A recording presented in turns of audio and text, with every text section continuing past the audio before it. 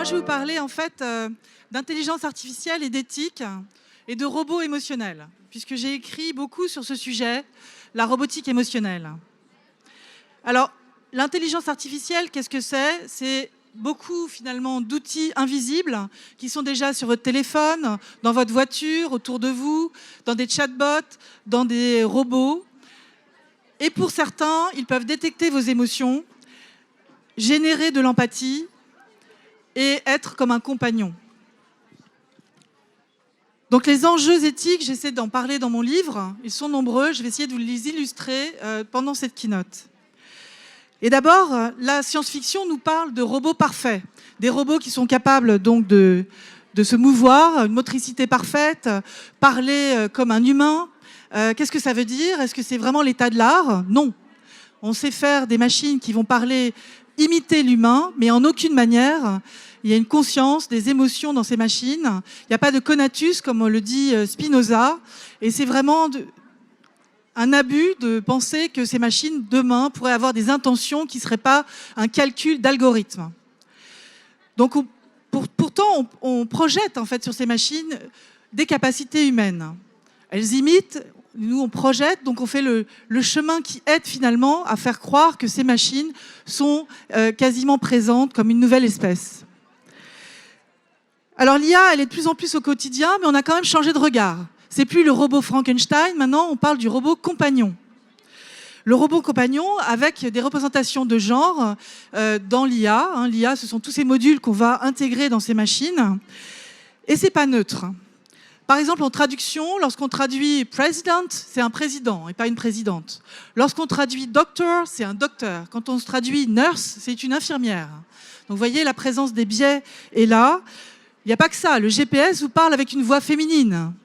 Et puis peut-être que mon ascenseur, demain aussi, va me parler avec une machine qui a une voix féminine. Peut-être que partout, on va me parler avec des voix féminines. Les robots sexuels sont vendus principalement aux hommes. Au Japon, ça n'a pas du tout marché pour les femmes. En Chine, l'entreprise Xiaoqi propose en ce moment un chatbot, c'est-à-dire un agent conversationnel, ces machines qui nous parlent, qui peut remplacer n'importe quel petit ami et qui serait donc dans l'intimité des gens. Alors vous imaginez ce que ça pourrait donner? Je ne sais pas si vous imaginez. En tout cas, j'ai une vidéo qui vient d'une publicité au Japon qui montre effectivement une petite amie virtuelle. C'est la société qui produit cela, ça s'appelle Getbox. C'est déjà vendu et je vous laisse regarder cette vidéo. J'appelle en général cette petite jeune fille comme la fée Clochette. Donc vous pouvez lancer la vidéo et partons au Japon auprès d'un jeune homme qui passe sa vie avec un hologramme. Donc j'attends que vous la lanciez. Un hologramme.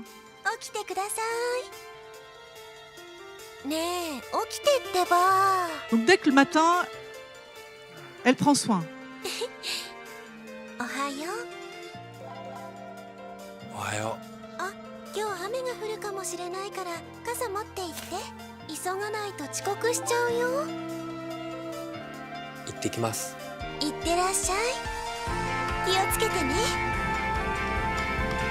Donc même partie de la maison, elle continue en fait d'envoyer des messages, comme une petite amie, un peu intrusive.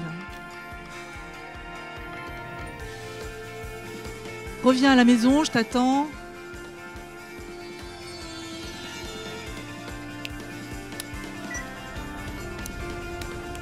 Elle prépare la maison, donc elle monte le chauffage, elle met la lumière, c'est tout ce qu'elle peut faire. Elle est en hologramme dans un Google Home en gros.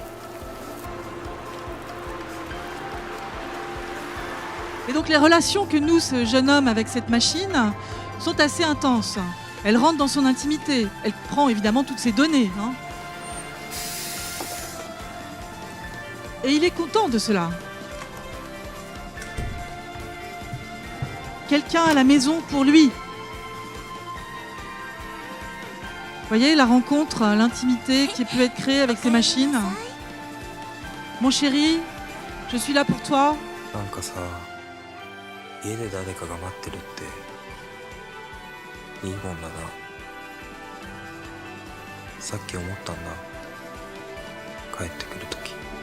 Qu'est-ce que ça veut dire sur la représentation des femmes dans ces machines? Est-ce que demain on va vivre avec des entités vides? vide de sens, de conscience, avec une impression de vivant. Donc c'est ça que je voulais vous partager avec vous, ces objets assistants bienveillants qu'on peut éteindre à tout moment, avec une représentation féminine forte. Alors pourquoi ? Parce que 80% des codeurs en informatique sont des hommes. Et 80% de ces systèmes, qui sont des chatbots ou des robots sociaux, sont féminisés. Ils s'appellent Alexa, Samantha, elles ont des voix féminines, des corps féminins, des visages féminins. Et qu'est-ce que ça veut dire ? Ça veut dire un renforcement des stéréotypes.